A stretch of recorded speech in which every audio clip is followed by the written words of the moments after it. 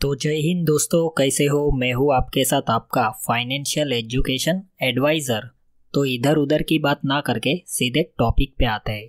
तो दोस्तों, थंबनेल देखकर आपको पता चल ही गया होगा। आज के वीडियो में हम बात करेंगे कि आखिर ये स्मॉल कैप म्यूचुअल फंड क्या होता है। दोस्तों, म्यूचुअल फंड में कई सारी कैटेगरी है, जिसमें small cap, mid cap, large cap, ये कई प्रकार आते हैं। लेकिन कई लोगों को ये सब पता नहीं होता है कि आखिर ये कैसे काम करते हैं और इसे क्यों ऐसे डिवाइड करके रखा है। तो आज के वीडियो में हम ये स्मॉल कैप म्यूचुअल फंड क्या होता है उसके बारे में बात करेंगे। दोस्तों, 2017 में सेबी एक सर्कुलर लेके आया था। सेबी मतलब securities and exchange board of India, जिसके अंदर उन्होंने बताया था कि टॉप मार्केट कैपिटल के हिसाब से जो कंपनी होगी, मतलब जिन कंपनी का वैल्यूएशन सबसे ज़्यादा होगा, उस हिसाब से उसे डिवाइड किया गया।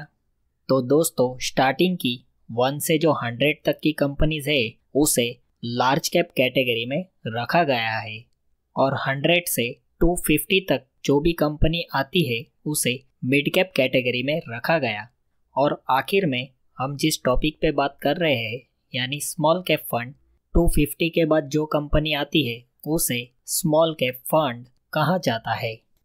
और मैं आपको बता दूं कि जिस भी कंपनी की मार्केट वैल्यू 500 करोड़ से कम है वो स्मॉल कैप कैटेगरी में आता है, और अगर 500 करोड़ से ज़्यादा है तो उसे स्मॉल कैप के अपर वाले कैटेगरी में रखा जाता है। अगर सिंपल भाषा में बोलूँ तो समझिए, कोई भी नया फंड आता है, नया लॉन्च होता है, वो स्मॉल कैप कैटेगरी में आता है, क्योंकि शुरू में उसकी मार्केट वैल्यू 500 करोड़ से कम होती है।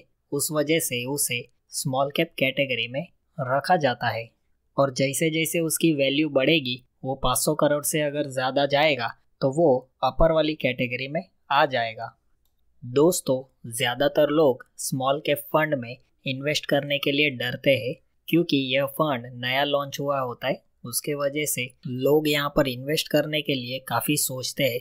लेकिन मैं आपको बता दूं, अगर आप लंबे समय तक इन्वेस्ट करते हो, मतलब 10 से 15 साल तक आप इस स्मॉल कैप कैटेगरी के फंड में इन्वेस्ट करते हो, तो फ्यूचर में आपको अच्छा इसमें भी रिटर्न देखने को मिलता है, क्योंकि स्मॉल कैप फंड ही आगे चलकर मिड कैप से लार्ज कैप की कैटेगरी तक भी पहुंच सकता है।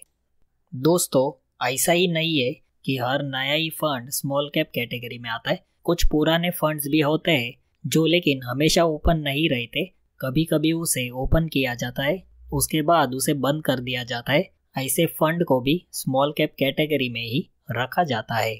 तो इस स्मॉल कैप कैटेगरी में आपको नए फंड, साथ ही कुछ कुछ पुराने फंड्स भी देखने को मिलते हैं। तो दोस्तों, अब आप में से कई लोगों का सवाल होगा, तो क्या हम इस स्मॉल कैप कैटेगरी के फंड में निवेश कर सकते हैं या नहीं। तो मैं आपको बता दूं, लॉन्ग टर्म के लिए अगर आप इन्वेस्ट करना चाहते हो इस फंड में, तो आप कर सकते हो। क्योंकि दोस्तों, नई कंपनी जब स्टार्टअप करती है तो वो अपने बिजनेस को आगे लेके जाने के लिए सब कुछ करती है। उस वजह से यह फंड अच्छे से परफॉर्म करता है, तो आगे चलकर इसका रिटर्न भी अच्छा मिल सकता है। लेकिन दोस्तों, अगर कंपनी अच्छा परफॉर्म नहीं कर पाई तो उसका लॉस भी हमें देखने को मिलता है। तो दोस्तों, मैं तो आपको यही सलाह दूंगा, अगर आप स्मॉल कैप कैटेगरी के फंड में इन्वेस्टमेंट करना चाहते हो, तो अगर आप रिस्क लेने की कैपेबिलिटी रखते हो, फिर ही आप इसमें निवेश कीजिए। और निवेश करने से पहले आप अपने एडवाइज़र से ज़रूर सलाह लीजिए। इस सब फंड की आपको नॉलेज होनी ज़रूरी है, क्योंकि इस कैटेगरी के फंड्स में मार्केट में काफ़ी उतार चढ़ाव देखने को मिलते हैं। तो दोस्तों, ये था आज का वीडियो स्मॉल कैप फंड क्या होता है उसके ऊपर। तो अगर मेरे इस YouTube चैनल में नए हो तो इसे सब्सक्राइब कर देना, और ऐसे ही इंफॉर्मेटिव वीडियोस के लिए हम मिलते रहेंगे। जय हिंद।